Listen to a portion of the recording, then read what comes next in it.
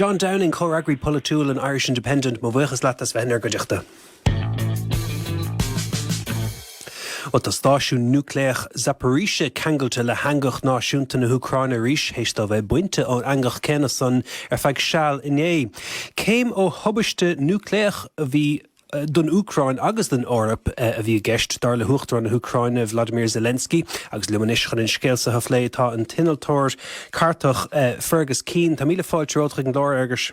Good. Cad go dtír go hála inné?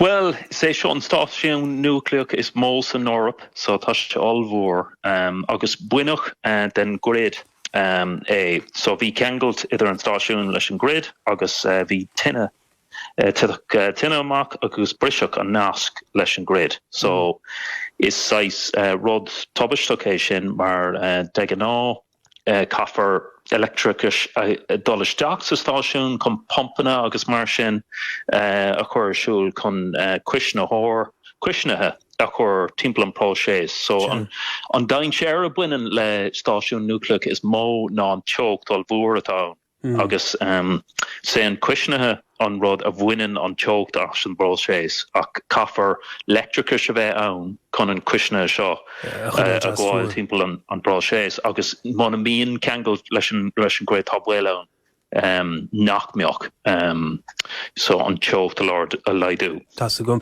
Bhfuil éon tuairm gon conas nó canna héamh gur tharla sé?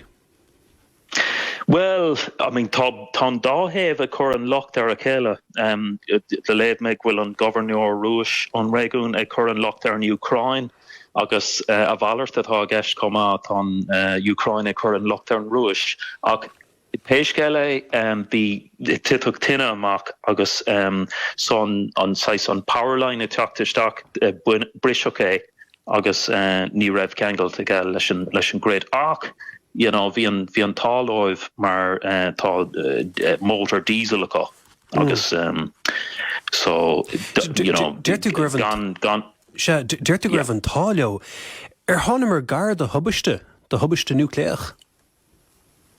Well, ní dólam. I mean, ní dólam go bhfuil greibh an bhil cóthart sin le Chernobyl nó an rud cosúla sin.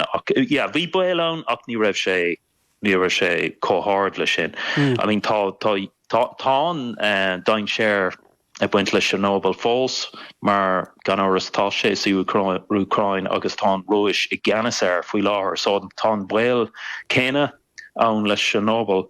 Ach faoi láthair inis is tócha go bhfuil an dain séir tar éis leidú, mar tá sé rais ar an grid agus tá cuasaí ciúin agus tá is tócha go bhfuil an IAEA ag teachtasteach an teachtain seo comhain ón nétas aonta chun scrúdúí ana bhar. Mar sin héine agus déine na nithe sa anna bhí thucairt muinte na hÉireann agus go háirithe aine bhíonna plé leis an Arnold talmhaíochta. Arnold atá fíorthach níú an de dhéalagar na tíre sa ach dostíocht na tíre seo agus de tholáthar bia. Agus éon rud a bhaineann le tobaiste Núcléach chun sé anna imní ar dhaoine.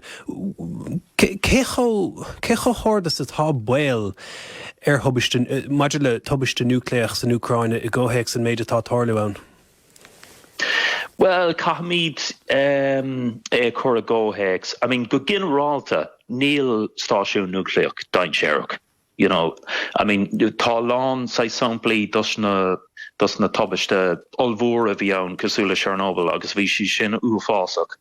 Ach tá Stáisúin Núcléach a going ar fud an down inis le 50 bliain nó 7 bliain inis agus I ggóhéics I gcumpráid le gach rud eile tá siad cearcalóir agus tá siad sábháilteacht agus go mórmhór san látá níomhán na rudaí níos tá siad sábháilte. Now I ggóhéics, you know, coga, you know, tá gan áras tá dain séir, you know, faoi leithbun leis.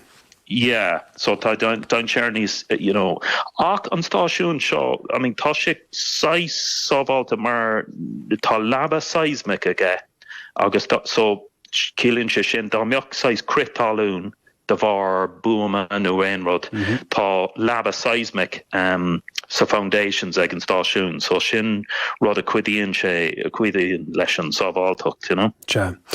Well, tá sermon méid sin nach chlashaid agus mar tuigeann tas in nithe son ní sarna na mar hiigimse. Beidir gur chuilú méid bhíle rá ag John Downing an Sun Road, sin bhí mar caiint mé ar freisanna gáis agus lectracha se dul méid SSE electricity águrt sun in jobh agus léimt Harbh suntasach a bheith annach chustasach ar annach taidig ar fud na tíre. An dóile tain go bheic for tuile ordathe idir seo agus deir na bliana. Well, stocha de bhar an cogad seo agus an aspa gáis atá ag teachtain rois tá builán go méid, agus níl mórán rá a going ach astrú go dtí cócht glas. Agus, sin an fragra atá going. Well, tú tagart lís tuiscin san dá bháilteach is atá cuacht núcléach. Bín trúgan ar chuoine an chora sanna bheith costa tíir seo, ach ar chóirún a bheith cuoinú ar an dárad sé sin cuacht glas agus cuacht núcléach? Ní dólam sa tíir seo, mar just tá an costas atá bhaint leis. Now, tá an UK ag tógant Stáisúin Núcléach faoi láthair agus tá costas 3 billiún punt ag buint leis. So tá sé sin olmhór agus just an opportunity cost a bheoh ag buint leis sin, ní bheoh an deis a going an cócht gréine nó cócht gui atá going. So an neart atá going ná an gwe. An gwe is far going ar dain is tócha.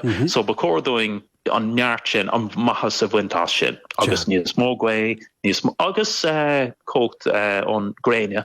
No, an gréin, agus ní bhíon míad, ceap míad nach bhfuil mór an gréin a going sa tíir seo, ach tá a lán cócht gréine gur féidir ling maithas a bhaintás. Agus so ní dólam, sna cúisna sin, ní dólam gur chóir go mbeadh an méid sin, an túlfás sin 3 billiún punt a chur isteach i stáisiún amháin. Tá an tíir seo rómheag, tá sé, tá an opportunity cost rómhór, agus tá níl an tarige a going, agus tá lán rudí eile gur chóirdóing a dhéanamh seachas is sin, Tá muid a fearre chun cín agus gíomhre anna ag ginnte roing amach go háirithe maidir le cuasaí sláthair fuinneamh. Gheall an taire Éamon Ryan go bhannach na súil se lasta le linn gíomhraigh, ach an dóilead gur féidir galúnt an tort san dhéanamh. An féidir linn a bheith cinnte? Well, ein thing leis, mar tá bhí an táling is tócha ach tá sais record maithe going sa tíir seo ó thaobh na síoilse a bheith ar siúl. Now bhí géircéim a going beidir 20 bliana ó hen, ní raibh se có measa leis an géircéim atá going inis, ach bhí sé dachar 20 bliana ó hen agus dairigh ling an trá sin agus is tócha go nairóid míad inis. Agus capan daoine bhfuil aspa cócht a going an Tom Galéir, ach níl an dain séir going ach ar feig beidir 2 uair a clic in aig an lei. So sé sin ó beidir 5 clog agus a 7 clog is tí. Agus dá mbeadh seans a going an cócht a leidú ag an buinte sin, agus sais choras a chorisiúil agus an just an éileh a leidú. So just an gáir sin bheoh míad cearclór. An cupán té héistínéir a hachant Peter. Fágadún sanna Fergus Keane inantóir cartach gur míad das na nithe san Galéir a bhína dún ar an glóir tróna.